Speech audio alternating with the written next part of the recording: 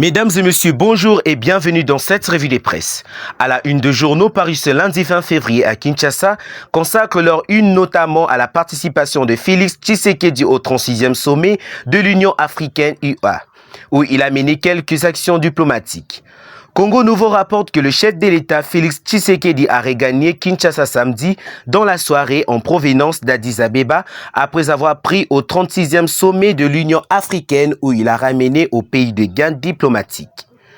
Pression supplémentaire sur les terroristes du M23 avec leurs alliés rwandais, nomination des Congolais à la tête du CDC, Félix Antoine Tshisekedi n'est pas rentré bredouille, affirme ce journal qui précise que le Congolais Dr Jean Kaseya, 53 ans, a été choisi samedi 18 février à Addis Abeba, capitale éthiopienne, pour diriger le Centre africain pour la surveillance de la prévention de maladies CDC. Il a été voté par le chef d'État de l'Union africaine UA.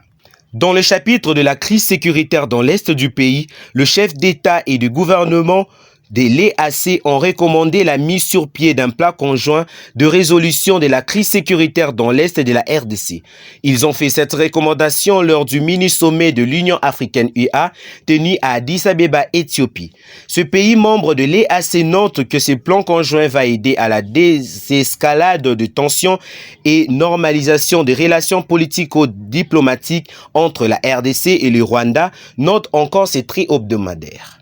Pour l'avenir, le chef de l'État congolais a mis à profit le dernier sommet de l'Union africaine, mieux, le mini-sommet sur la paix et la sécurité dans la région est de la RDC pour poursuivre le plaidoyer et donner de garanties qu'il faut sur la volonté de ces grands pays au cœur de l'Afrique de ne vouloir que la paix pour amorcer son développement. Ce quotidien rappelle que ce mini-sommet avait pour objectif d'évaluer le niveau de mise en œuvre des décisions prises lors du mini-sommet de Luanda qui s'était le 23 novembre 2022 de la réunion de haut niveau qui a eu lieu le 12 décembre 2022 en marge du sommet États-Unis d'Amérique-Afrique organisé à Washington DC du 13 au 15 décembre 2022 et du 20e sommet extraordinaire de chefs d'État de la communauté d'Afrique de l'Est qui s'est tenu le 4 février 2023 à Bujumbura au Burundi et surtout de décider de correctifs indispensables pour en assurer la pleine exécution.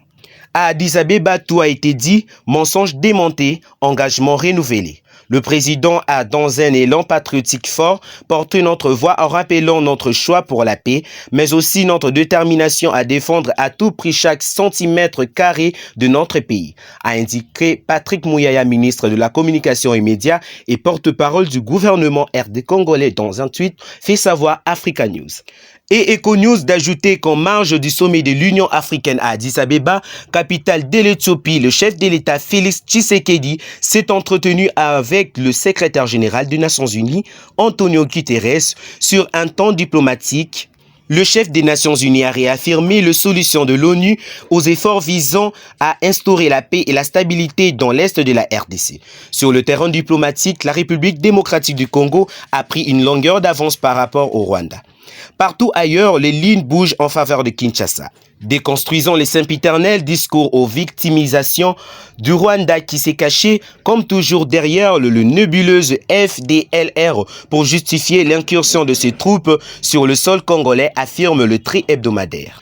Plan de déstabilisation mise à nu. Infiltration armée et atrocités reconnues et décriées, mensonges démentés, engagement renouvelé, bilan étalé et révélateur de méfaits de l'agression rwandaise à l'est de la RDC. Devant ses pairs du continent africain lors du 36e sommet tenu ce samedi 18 février 2023 à Addis Abeba, le chef de l'État congolais Félix Tshisekedi a porté haut la voix de son pays et réitérant sa ferme détermination à défendre l'intégrité territoriale du pays et à assurer la sécurité de sa population, écrit pour sa part la prospérité. Du discours à l'action, le président de la République a démantelé les fausses allégations et plaidé pour la prise de sanctions contre le régime de Paul Kagame, poursuit ses tabloïds. Rencontrant à cette occasion, Charles Michel, président du Conseil européen, Félix Tshisekedi s'est mis à défaire le discours mensonger de Rwanda sur le prétendu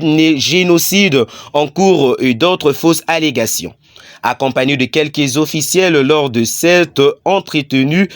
Et en guise de représailles, il a martelé sur la nécessité de sanctions pour arriver au respect strict de la feuille de route de Luanda, dûment signée par la RDC et le Rwanda, rapporte ce journal. Depuis des décennies, jamais Kinshasa n'a été autant poignant et efficace dans la déconstruisation du discours mensongère de Kigali, commente qu'à lui les potentiels. C'est dire que le rendez-vous d'Addis Abeba avec le sommet spécial de l'EAC sur la RDC et le 36e Assemblée générale de l'Union africaine ont bien escellé le dictateur rwandais Paul Kagame, déjà à bout de souffle, ajoute ses quotidiens. Ainsi, poursuit-il, le mini-sommet de chefs d'État de l'EAC a réitéré la nécessité de mettre en œuvre le plan conjoint pour la résolution de la crise sécuritaire dans les régions est de la RDC, ce qui implique la cessation de hostilités en général et en particulier des attaques du M23 contre le FARDC et la MONUSCO, dans le respect de dates fixées par la réunion de chefs d'état-major